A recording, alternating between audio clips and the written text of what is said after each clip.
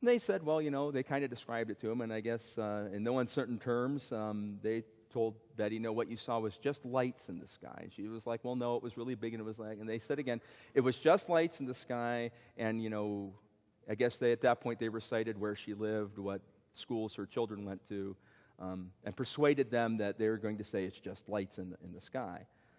But what she noticed, which is interesting, but it isn't evidence, but what is interesting about her statement was that she said the car they came in was very odd, because it came pulling up 20 minutes after the UFO went by, and it was kind of an older car. It didn't look like a governmental car. And this is what's key. She said, boy, it had a bunch of antennas on it, like a police car, packed full of radio equipment, and a really weird insignia on the door. So obviously you like me are going, I've heard that before. And she had a brother who was in the Air Force and knew, and as an officer in the Air Force, and knew that and went on official business. Air Force officers are required to at that time to wear their uniform. These were wearing suits. So she never bought that they were Air Force officials. But when somebody comes and tells you who you've never seen before where your kids go to school and where you live and stuff like that, I guess maybe you'd consider listening to their advice, which she did.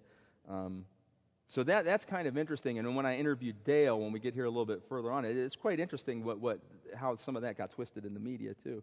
Anyway, she was pretty sure they weren't Air Force, and she was just very interested in how quickly they got there. And as I said, when you look at the time that she reports that they arrived there, which would have been about 5:45 to 5:50 to her recollection in the morning that this car arrived, the chase was still going on in Pennsylvania. So the object hadn't even exited the atmosphere. They were still being chased by police officers when these people are questioning these people. So anyways, Detective Smith interviewed the lieutenant colonel at Youngstown Air Base who confirmed the F-102s being scrambled. It was obviously later publicly denied. This is just going over. I had already alluded to some of this, so I'm just going to screen past this because lunch is coming up. So besides interviewing the witnesses that I mentioned so far, he also went to the area where the deputies first described this thing taking off from, because as any good detective will tell you, well, if that's where there could be evidence, that's where you got to go. And of course, he wasn't expecting to find anything, but he goes out there anyways on the morning of the 18th, and was shocked to find a 22-foot diameter circular area of burned grass that he described was just scorched. And in fact, was so freshly scorched by the 18th still, it's just the next day, that it smelled like it was burning, like a recent kind of fire. Only he said it wasn't burnt like a fire, it was just scorched and dead. Interestingly, when you get to the physical data, there's a coal seam. Portage County is a coal area, and there's a surface seam that runs through there. And there was also a foundation of an old brick building that was a farm outhouse. And there's actually effects occurred to those substances where this object was spotted and took off from. He actually took the samples, put them in an evidence bag, which is what I gave to Phyllis, which we'll get to here momentarily. So there was, but the point being that the evidence seals were intact on these things. So it's a clear chain of evidence from the site of this to 40 years later when I found it, and his initials were still on the evidence. In law enforcement, when you put an evidence tag on a bag, a tape, you sign across it. So if somebody breaks that tape, obviously it breaks your signature, and you can tell that it's been tampered with. And those were all intact. And I'm going to skip over some of this because, as I said, it's really kind of redundant, and I'm trying to shave some time off here a little bit. But anyways, the physical evidence, the surface coal seam, as I had alluded to, was in close proximity to the circular area. So Detective Smith took a series of photographs, which came back fogged. Science in there. But anyways, I looked at the film, and it's pretty fogged. So right now, a digital lab at Penn State is trying to tweak that up for me and clean it so we can actually see something out of it, but I've been told that it doesn't look optimistic for that. He had a CD, a civil defense is what that's the short form meter with him. These were the old, Cold War era, and it was a CDV 700 model. If anybody's familiar with it, I'm not. Since I was a kid, we didn't have those. But evidently, law enforcement places, civil defense people had these meters in case of a nuclear something or other. And unfortunately, he didn't write how high, but what he noted was he had high readings on a CDV 700 meter. What I was able to glean was that's a very sensitive meter. I guess there was different kind of meters. Some measured in rads, which are really big units. This one measured in millirads, so I'm not sure how high a high reading is on millirads. it went into the range that said high is what I'm getting out of that. He also recovered coal and brick samples from that foundation I'd alluded to in the coal seam. And he was a good enough law enforcement officer that he pulled the area that was burned that he knew had something to do with it and bagged it, and then walked hundreds of feet away to an area that wasn't from the same seam or brick building and pulled a control sample, which ends up being crucial coming up here, because finding a piece of evidence that's really weird looking means absolutely nothing if you don't have a control sample. Because all you can say is that, may have come from an area where everything's weird. I mean, you have to have something to compare it to. And in this case, there was.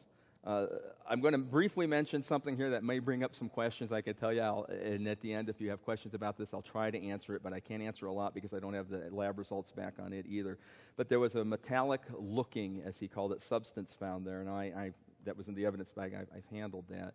And it looks to me like aluminum, is all I can say. It looks like a molten hunk of aluminum that he found at the time. However, it's much lighter than aluminum. It's much less dense. Now, I've heard some of the stories from these. It doesn't crinkle and unfold or do anything else. It's just a hunk of something that looks like aluminum, but it literally floats on water and is metallic. So that was sent into the lab, and what I can tell you is that the Ohio State lab, which is their nuclear lab is run by the Department of Emergency Management, came back with a letter saying, this is really radioactive. And in layman's terms, it's the kind of radioactivity that gives off gamma rays, which is really the bad stuff. And to think that it sat in my house for 20 years was kind of scary.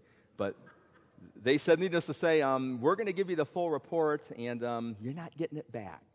So the sample, I won't have that. But to be honest, when I looked at the report readings, and I believe Bill got a copy of that, it's in the level of if you would handle this piece for several hours to days, it could damage you. So fairly active piece of whatever it is. I can't answer a lot of questions on that, however, because I'm waiting on the lab from Columbus to send something back. What I went ahead and did then on my own after reading some of this was I went out and pulled up the National Weather Service records just to see if by an off chance a lightning strike could have caused something like this. And it ends up for the 2 weeks prior to that, there was no lightning activity in the record. So we can rule out lightning strike. I sent the material to Phyllis Budinger, as I alluded to earlier, and I guess she's spoken here before, for frontier analysis, who did it, and the other sample went to the radiological lab in Columbus. And I'm going to go over the results here really briefly, and then, as I said, I've got a second really brief PowerPoint presentation that she did that will explain all this far better than I can. I'm not a chemist. I'm an archaeologist. Basically, the brick was exposed to a really high temperatures.